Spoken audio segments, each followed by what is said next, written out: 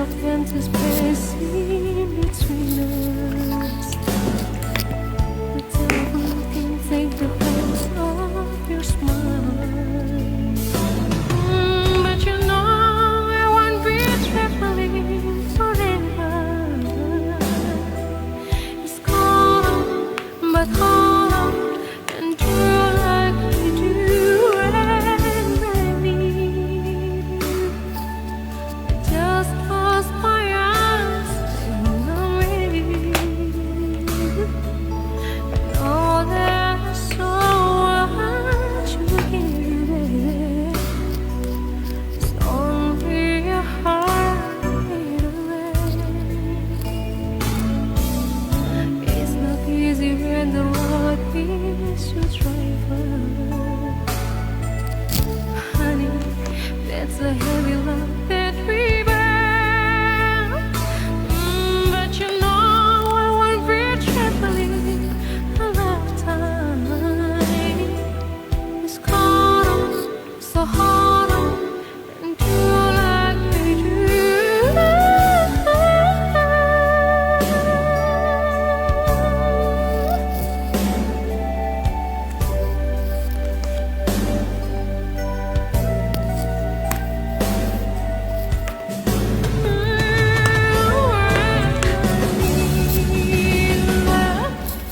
I hold on my hands and I take love, and I never knew there was so much love keeping me warm and dead.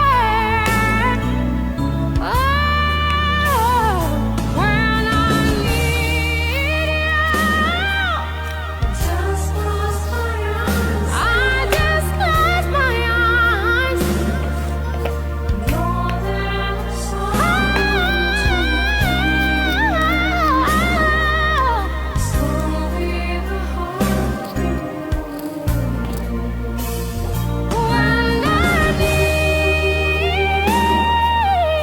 just close my eyes and you.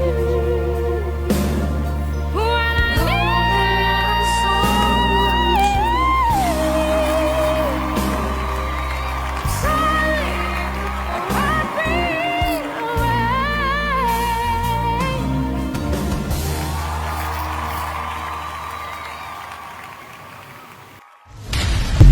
La déclaration du porte-parole du gouvernement des Comores, les Comores n'entendent pas accueillir des expulsés issus de l'opération projetée par le gouvernement français à Mayotte. Donc En même, fait- Pas notre problème. même En fait, face il aux est- Comores, on n'est pas capable de se faire respecter. Oui, enfin bon, ça s'achète, ce genre d'État, et deux, Ah ouais, au carrément. pire, ça se menace. Non, mais c'est vrai.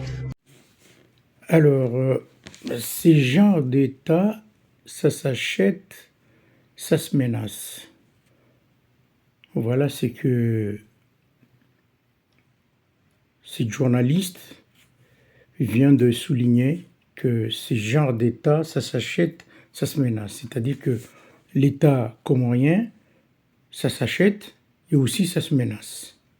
Voilà ses propos. Mais une chose qu'on devrait quand même retenir, c'est que je trouve quand même irresponsable de la part de certains journalistes, voire même certains médias, qui aujourd'hui ont des propos qui sont complètement disproportionnés, des médias ou des journalistes qui sont complètement aveuglés par le fantasme du pouvoir et le fantasme de l'arrogance, sortent des choses à tort et à travers, et ça ne savent pas retenir un petit peu leur façon de s'exprimer. Parce que ça ne se dit pas ça. Pour quelqu'un de responsable, pour quelqu'un qui a une maturité, que ce soit politique, voire même journalistique, n'a pas à sortir ce genre de mots. Que ce genre d'État, ça s'achète, mais ça se menace. Pourquoi ? Parce que dans un premier temps, c'est une manière de donner une mauvaise image à la France. Alors que la France, c'est un pays qu'on aime beaucoup, c'est un pays laquelle on est attaché. C'est le pays qui nous a élevés, qui nous a éduqués, qui la première nous a ouvert les yeux aux prodiges de la terre. Aujourd'hui, il y a une minorité de gens qui vient de je ne sais pas où, qui se croient plus français que d'autres, qui parlent à tort et à travers, et qui, parce qu'ils articulent, ils sortent des choses qui n'ont rien à voir avec Marianne, qui n'ont rien à voir avec la politique française. Mais tout d'abord, aujourd'hui, si on a ce genre de personnes qui parlent, qui jettent des mots, et que, en fin de compte, ça tourne contre qui? Ça ne tourne pas contre eux, ça tourne contre le pays, c'est-à-dire contre la France. Cette espèce de folie, d'arrogance, qui leur mène à sortir des bêtises, crée des ennuis à la France. La preuve en est qu'aujourd'hui, la France a eu des problèmes au Niger, a eu des problèmes au Burkina Faso, a eu des problèmes au Mali, et ainsi de suite. Malgré que certains pays africains résistent à ce que la France ne soit pas exclue complètement de l'Afrique. Mais derrière tout ça, il y a des journalistes qui viennent, qui affaiblissent certains pays d'Afrique qui veulent défendre les intérêts de la France en Afrique. Comment on peut parler comme ça? Bon, maintenant vous dites, ça s'achète mais ça se menace. Mais il y a une chose, c'est que ces journalistes n'ont pas su faire la différence entre État et gouvernement. C'est quoi un gouvernement? C'est quoi un État? Quel est le rôle de l'État? L'État est formé par qui? Un gouvernement est formé par qui? Et par quoi? Un État, c'est quoi? Un État, c'est un organisme, il est composé de différents organismes, tels que la mairie, tels que les députés, tels que la population, tels que les associations, tout un tas de panoplies d'organisations. C'est ça un État. Voire même les citoyens font partie de l'État. Mais un gouvernement, c'est pas la même chose. Un gouvernement, il est composé d'individus qui sont chargés à faire respecter la loi de la République, qui sont chargés à faire respecter la Constitution.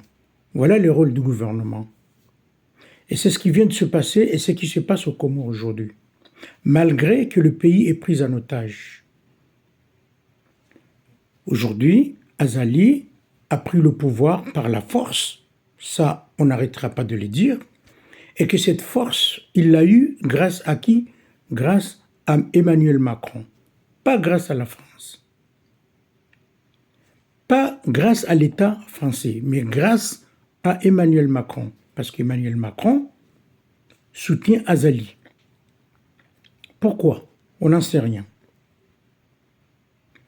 Donc là, c'est ce que j'explique à beaucoup de nos compatriotes, que l'État français n'a rien à voir dans cette histoire. Aujourd'hui, la France est administrée par un gouvernement qui va à l'encontre de la démocratie, de la liberté, de la liberté d'expression, et qui va à l'encontre aussi de la souveraineté et du choix d'un peuple. Donc, ça n'a rien à voir avec l'État français. Mais le jour où ça va changer, il n'y aura plus de gouvernement Macron, effectivement, ça sera une autre politique. Donc c'est pour ça que je me permets de dire qu'il y a une différence entre un gouvernement et un État. Donc, M.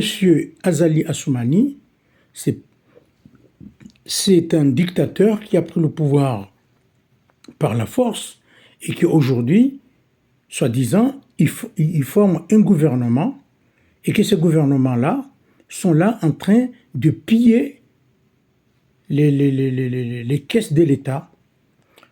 Toutes ces aides que la France donne à la population comorienne ne va pas, le peuple comorien ne voit pas la couleur de cet argent.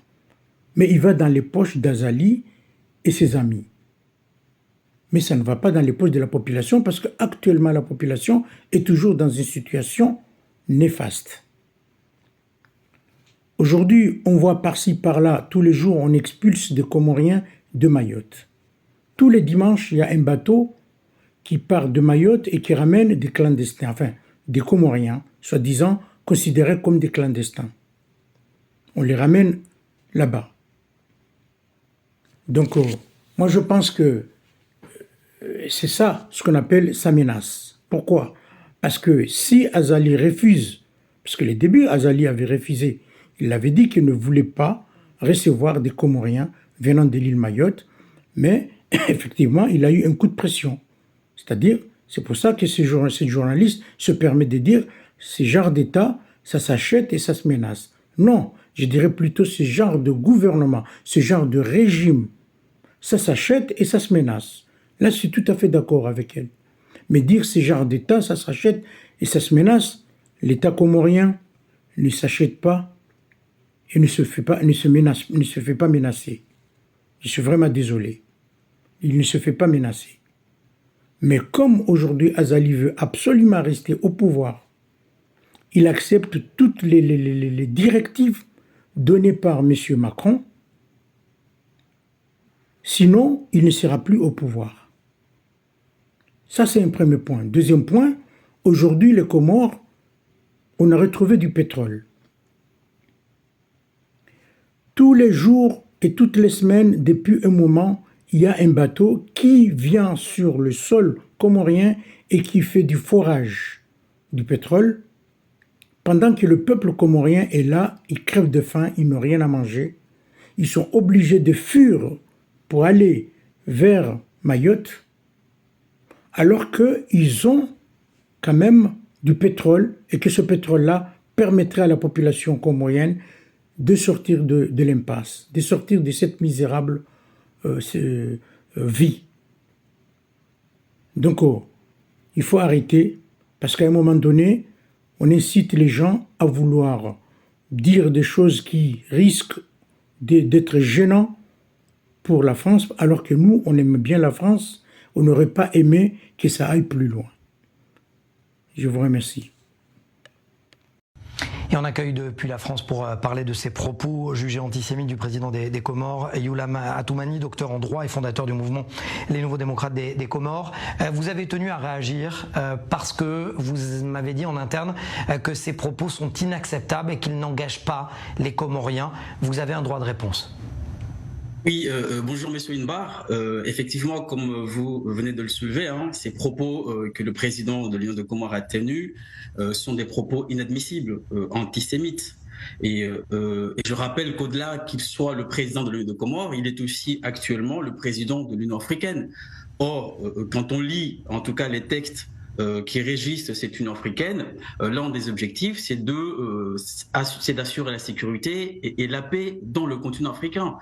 Alors qu'on sait très bien que dans ce même continent, il y a une communauté juive, pour ne citer les Falachas, les Abaïdas. Donc comment se fait-il qu'un président censé, en tout cas, assurer la sécurité de tous les Africains, appelle en même temps à l'extermination d'une partie de la communauté africaine. Je ne parle pas de la communauté juive de manière générale, je ne parle déjà de cette communauté qui réside dans notre continent africain. Donc c'est inadmissible.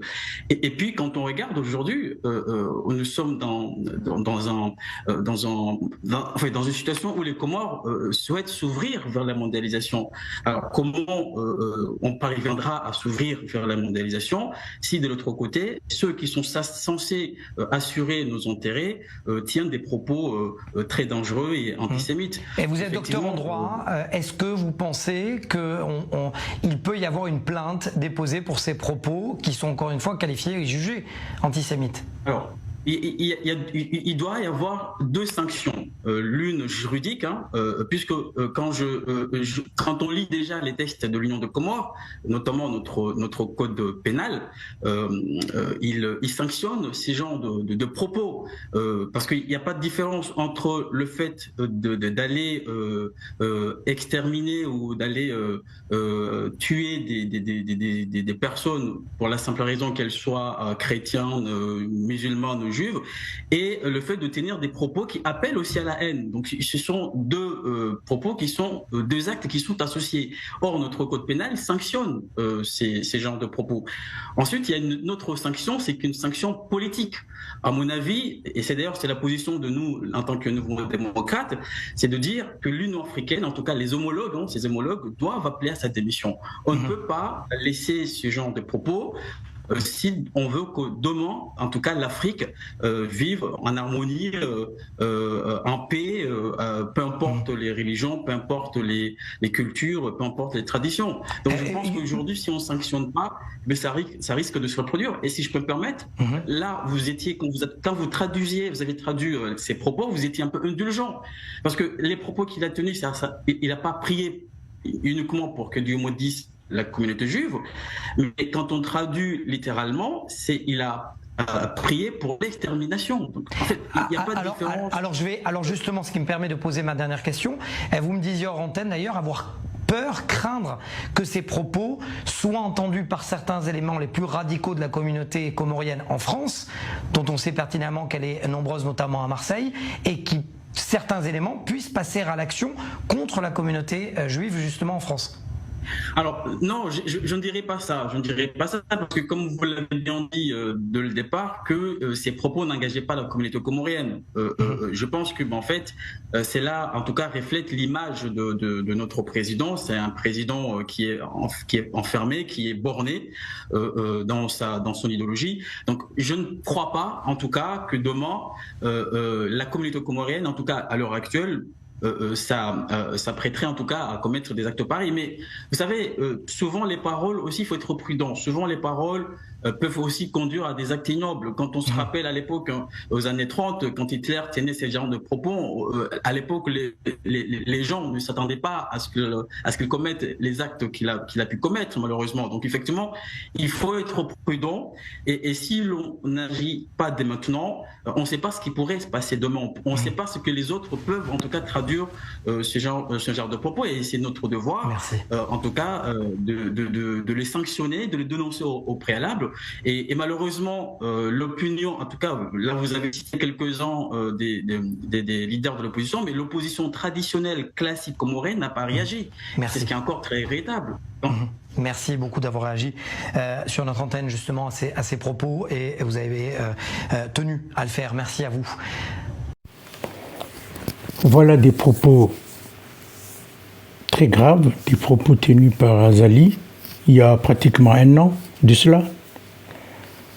Malgré la dénonciation, malgré les informations et la publication de ces propos, il n'a jamais été sanctionné. Il n'y a jamais eu une rupture entre la politique d'Azali et celle de Emmanuel Macron.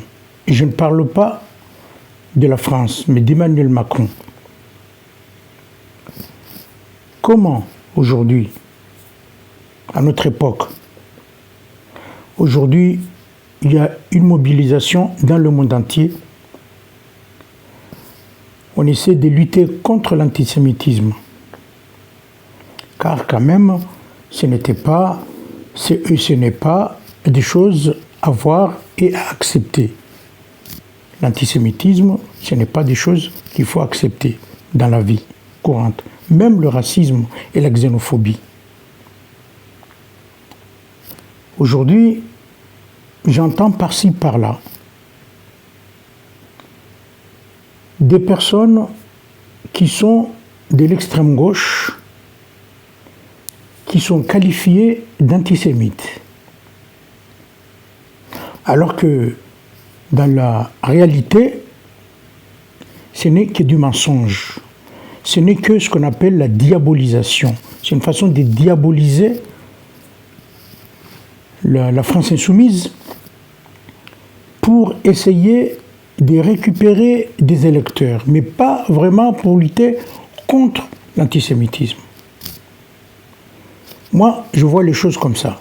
Parce que si vraiment on lutte contre l'antisémitisme, pourquoi on ne condamne pas les personnes qui sont antisémites? Aujourd'hui, je n'ai jamais entendu quelqu'un de l'extrême gauche, c'est-à-dire des LFI, dire qu'il est contre les juifs ou demander l'extermination des juifs. Je n'ai jamais entendu ça. Mais je n'entends que des interprétations des personnes qui veulent absolument avoir des électeurs, des communautés juives, qui sont là à qualifier les LFI d'antisémites. Aujourd'hui, je constate aussi qu'on essaie de valider la politique du Rassemblement national, alors que nous le savons tous et que nous avons tous entendu les propos qu'a tenus M. Jean-Marie Le Pen, qui est le père de Marine Le Pen, et qui a osé dire que la chambre à gaz n'est qu'un détail. D'ailleurs, il a été condamné. Et aujourd'hui, je vois, madame est venue, elle est appréciée, on lui met même des tapis rouges, en disant, ça y est. Donc, tout ça, je commence à comprendre qu'en vérité, il n'y a pas des gens qui luttent contre l'antisémitisme dans notre pays. C'est pas vrai, je ne le crois pas. Parce que si vraiment le gouvernement Macron, voire même à certains responsables politiques, luttent contre l'antisémitisme, aujourd'hui, M. Azali Assoumani a eu des propos antisémites. Il a demandé l'extermination des Juifs lors de l'inauguration d'une mosquée aux Comores en juin. Il a même traité les Juifs de maudits. Tous les médias étaient au courant, les responsables politiques étaient tous au courant. Nous avons dénoncé ces propos. Et à l'époque, il était encore président de l'Union africaine. Il n'a jamais été sanctionné. Il n'a jamais été convoqué pour le recadrer. Mais les choses sont passées en crème. Il n'y a jamais eu quoi que ce soit. Donc, si je repris un petit peu cette vidéo pour le mettre sur les réseaux sociaux, c'est pour essayer de démasquer ce genre de personnes qui aujourd'hui qui sont de la droite et de l'extrême droite veulent utiliser la communauté juive comme bouc émissaire en disant que l'extrême gauche, c'est-à-dire le LFI, sont des antisémites. Je dirais oui, l'extrême gauche sont contre un régime aujourd'hui dictatorial qui est condamné par la communauté internationale en Israël. Effectivement, ces choses-là se passent. Il n'y a pas que les LFI de France, il y a aussi dans le monde entier, partout. Ils condamnent le régime qui est en place, qui sont en train de commettre des crimes et délits. Et que ces crimes et délits sont condamnés. Ça, je comprendrais. Mais dire que ces gens-là sont antisémites parce qu'ils condamnent les crimes et délits commis par l'administration Netanyahou, non. Il faut arrêter de prendre les gens pour des imbéciles. Parce que si vraiment vous êtes là, M. Macron et votre équipe, vous êtes contre l'antisémitisme, comment ça se fait qu'aujourd'hui vous avez des relations permanentes avec M. Azali, voire même vous l'avez aidé à prendre le pouvoir par la force aux Comores? Alors que vous savez très bien que c'est un antisémite. Il a eu des propos antisémites. Il a même demandé l'extermination des Juifs, voire même il a demandé il a traité les Juifs de maudits. Comment ça se fait que vous n'avez pas réagi? Vous n'avez rien fait. Donc c'est pour dire à la population française, voire même les médias, qu'il faut arrêter de venir à chaque fois à la télévision, de sortir deux mots à tort et à travers, que pour moi, ce ne sont que des propos, enfin, des imbécilités qui ne servent à rien. Si vous sortiez des choses qui, aujourd'hui, confirment votre but et votre objectif, c'est-à-dire lutter contre l'antisémitisme, franchement, on vous dirait bravo. Mais là, actuellement, vous n'êtes qu'une bande de menteurs. Vous ne luttez pas contre l'antisémitisme, mais vous êtes là pour protéger et pour essayer de diaboliser une partie politique qui vous menace et que vous risquerez de ne plus être au pouvoir pendant un moment. C'est tout. Mais il faut arrêter de venir nous faire croire.